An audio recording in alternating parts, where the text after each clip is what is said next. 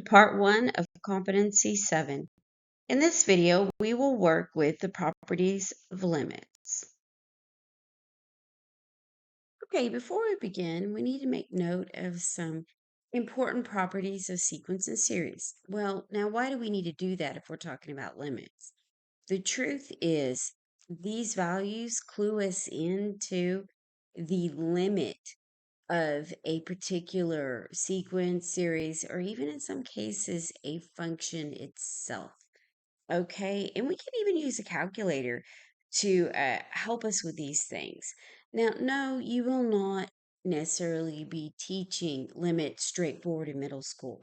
However, you will teach those things, especially in eighth grade algebra, that lead up to an understanding of those limits in calculus. Okay, so this makes it fair game to ask you on your certification tests. You need to be above the level of the student and they need to verify that you understand this.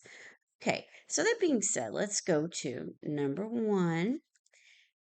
Given the sequence S equals, and we have 1, a half, a fourth, an eighth, da da da, and so on. To what value will the sequence converge or diverge? Okay. All right. So you're looking at a sequence, and as it gets closer and closer to something, what do you think that will get closer and closer to? Well, if you've watched other videos with me, or if you just simply see it right away, this is something you need to know. Okay? What do we have here? We have this situation. Okay? Now, you could use a particular formula, but this is what I really need you to see, that 1 equals 1 over 1. Okay. For now, leave it at that. Okay. And then a half, suspiciously, doesn't that equal 2 to the first power? Okay. Now let's see what a fourth. Yep. That would equal 1 over 2 to the second. And then the next item in our sequence would be 2 to the third. Now, we've discussed this before in other videos. So this means that 1, which is 1 over 1, actually is 1 over 2 to the 0. Anything to the 0 power equals 1, okay? So now you should see a pattern, okay, developing. And all of these, each number in the sequence in general, in generalities, as they say, is 2 to the n or 2 to the x, however you want to say it. It doesn't matter what the variable is, that's what it is. Now, let's be logical. That means the denominator is going up. Okay, as the denominator increases, what do you think is happening to the overall value? Well, okay, now from a prior video, we also talked about this, okay, as far as something uh being inverse and relating inversely, okay? So this means that they're indirectly or inversely related.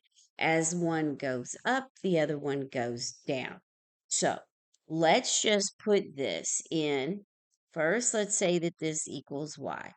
This way we can put it into a table, meaning in our calculator. So let's get our fraction. All of the numerators are 1. But we notice that we have 2 carried up to the x. Now, make sure that you know these things. These are very vital. Taking any test or teaching at any level as far as mathematics, okay? All right, as far as mathematics is related, that's what we need to know. Okay, I'll start at 0. And yes, go in values of 1 to see what will happen. But I want to go over to auto. And if your calculator is already highlighted in auto, you're fine. But mine wasn't. I was doing other things prior to this. Okay, so let's go to enter. Okay, notice as x, remember, x is our exponent, right? And as x goes up, so does the value of the numerator, okay? And notice what happens as we keep going and going. Oh my goodness. That overall value or our y value suspiciously gets closer to what? See how the zeros are lining up? More and more zeros. They just keep coming and coming. And there you go. It's getting so crazy. So obviously, it is getting close to 0. So as you see that my words getting close, that means they converge. Anytime you say getting close to, they converge. So they are not going to diverge because that means they go away from the number. Uh-uh. They go to the number. What do they converge to? So I can get rid of these. Well, they're not going to converge to infinity. I see 0 on my calculator, so I'm going to say option D, which is correct. It's just something that you should know. And even in general, if we have, here, I'll leave it in this color. If we have 1 over x, that is always going to get closer and closer to 0 as you go. I mean, especially if you think about, okay, all fractions, let's consider all fractions between 0 and 1. You can start at 1, but as you start creating your fractions, you have infinitely many fractions going towards 0, but never reach 0. That's just a basic thing that you should have learned in a math class and dealt with at the university, but that doesn't mean that you did. Anyway, I just needed to tell you, highly important problem. Okay. And yes, also very important in calculus. Okay. And as we see, it's important as far as a limit. All right. So let's go on to number 2. Number 2, given this sequence, S equals 1, 2, 3, 4, and looks like it says it goes on forever. So basically, what they're talking about is the natural numbers, okay? All right, because it's not including 0, and in grade school here in the US, for natural numbers, we do not include 0. That's other places, okay? So, to what value will this sequel converge or diverge? Okay, come on, guys. It is going to increase without bound. This is a logic question at this point. Okay. Uh, I could turn it into something else, but that's not for us.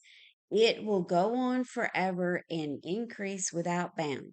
Those very words say divergent and infinity. Okay. So what do? You, well, here, I won't cross that one out first. We convergent, we cross out first. Okay. That leaves us one A with A and B. Well, we know it's not going to 1 because it starts at 1 and goes up. So that doesn't make sense. So logic just tells us it's divergent, meaning that it goes to infinity. Okay.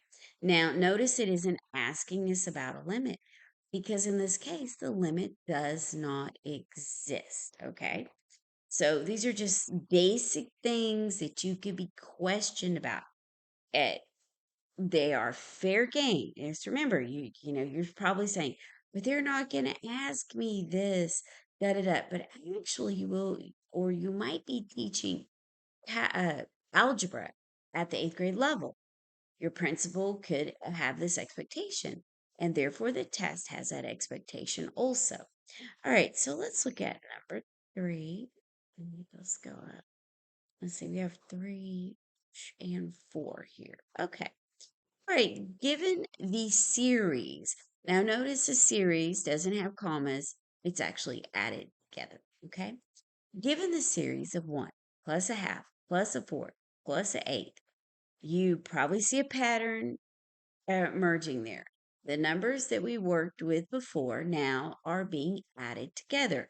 To what value will the series converge or diverge?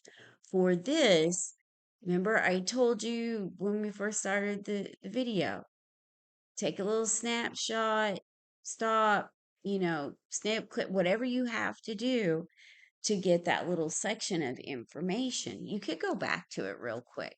Just rewind the video real quick. Okay, so what do we need? Okay, so this is what we need. We are summing things up, and our calculator does not have a summation button. Okay, so we need to remember this. S equals A over, and that's an A. And A is 1 here. Your first value over 1 minus R. Well, what is R? Well, that's the common ratio. Now, we worked with this in other videos, okay? So what are we doing here? You go past the first, the A, then you go, well, that would be A sub 1, actually. So you go to the next value, and you create a ratio of the second number over the first, okay? Well, yeah, let me change color. So what do we really have? We have R equals, okay, 1/2 over 1. Well, that equals 1/2, but keep going. Don't just be satisfied with that. Well, how about 1/4 over 1/2? And then what about 1/8 over 1/4? Okay. Do all of those equal a half like the first one? Well, you put them in the calculator and check it out. Okay, just verify it.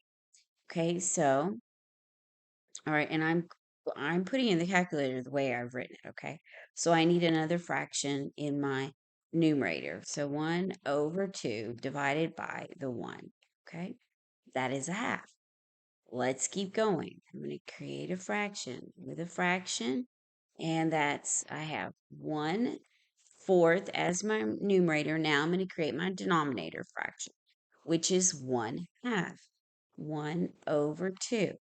Press enter, and again, a half. Okay, now I'm going to go up, arrow up, capture my prior, push enter. If you haven't used this functionality, it's always an option. So I need my denominator to be 1/4. Then I go up, and I'm going to type over to make my numerator 1/8. Okay, now I have 1/8 over 1/4. Okay, now push enter. Again, a half. So R equals 1/2. Okay, now what do I put into my calculator? Well, I put 1/1 minus 1/2, and let's see what derives, what happens. Okay, let's see here. Another fraction, but this time I have 1/1 minus the fraction of our R, which is a half. Push enter, and it is 2. Okay, so this means that my sum is 2, therefore it must converge or go to 2 since I actually have a numeric value. That's where it goes to. However, it never reaches it. Okay. It's a summation. It keeps going and going and going and going and going. Okay. And that's where it should go, be a sum of. But we're not there yet, right? It goes and goes and goes and goes. But that's where we should be headed. So we should converge to 2. Yeah, that's just something that you need to see. And I knew by looking that it was going to converge to something because you start with 1 and you're going to add a half, and then you're going to add a little more and add a little more. And you can just keep going and going and going and adding and adding and adding. So it's going to go to something because the fractions will go down lesser and lesser. So it has to be going somewhere. Okay. Play around with that and think about it and write yourself some more notes to really prove this to yourself. Okay. All right. Now, one thing is, unfortunately, we can't put it in the table and really help ourselves. That's just something that we kind of have to know. Okay. Well, the thing that we need to know is that we need to know this summation formula. Okay. All right. Now, however, let's look at what is the solution of the limit as x goes to negative infinity for 2 to the x power. Okay. Now, some things we can do here.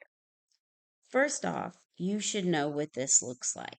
That's important as an educator. These basic functions, you should always have an idea of what this graph looks like in your head.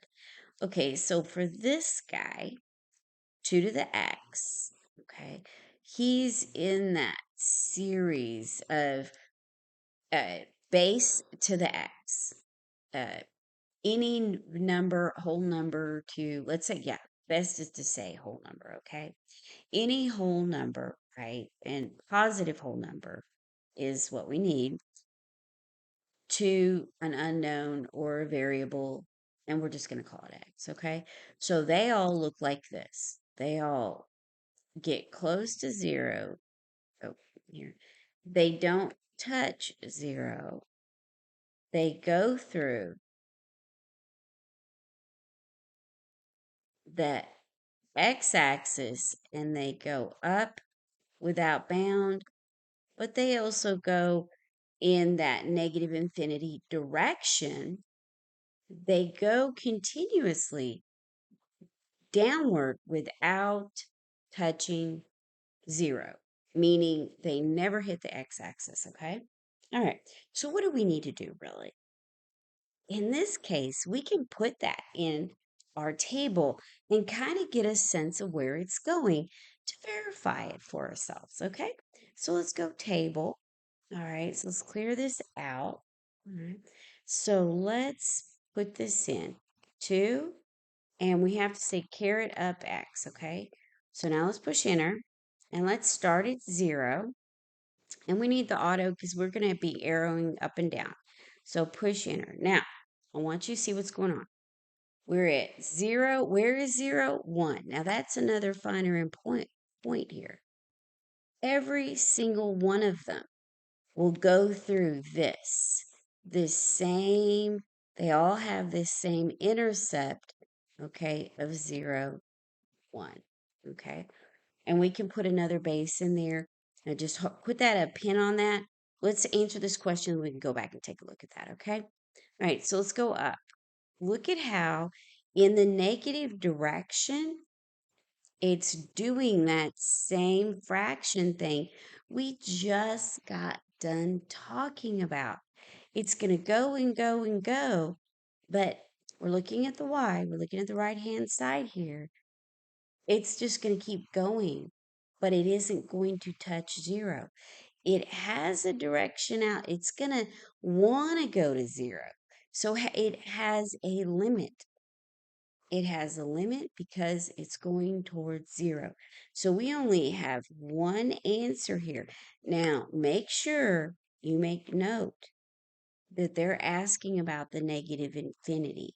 So as x goes to negative infinity, so that means we have to keep going and going the negative direction with our x values. And this just means we're getting closer and closer to 0. But it just keeps going without ever getting there. And this confirms what our graph here looks like, okay? Okay, now notice we know it doesn't go to infinity because these all are getting closer and closer to 1. And that's just not what happens, okay? I know it can fool you because you'll say, well, it's going to negative infinity. What it's saying is if I go the negative infinite direction, does it go to infinity, I'm looking at A, okay? Well, that's not what our calculator is doing. So just logically, that's not correct. Now let's look at B. Well, obviously, it's not getting close to 2. And we're talking about as we arrow up, okay? Get rid of that.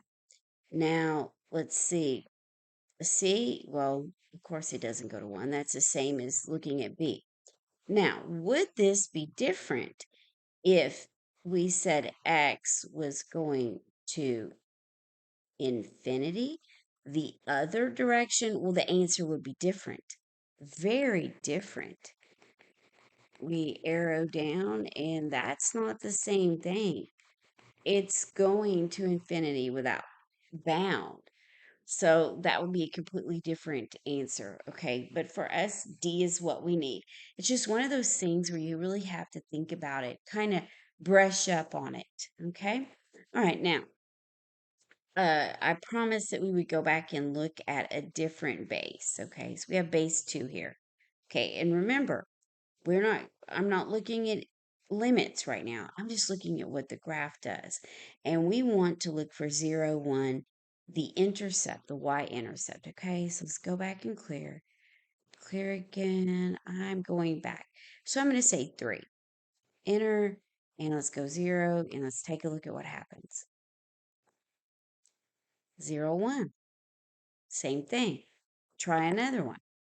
Let's do a crazy number like 100. Okay, push enter, and enter, and enter. And lo and behold, 0, 1. So no matter what the base is, if you have the single variable situation, they're all in the same family, they all pass through. What it is as you change the base, they all just kind of make this interesting pattern going through 0, 1. You might want to use a computer to take a look at that. Okay. All right. That is the last question in this video. All right. And thank you very much for watching and liking and sharing us. Especially special thanks to you subscribers. You guys are the best. Happy testing.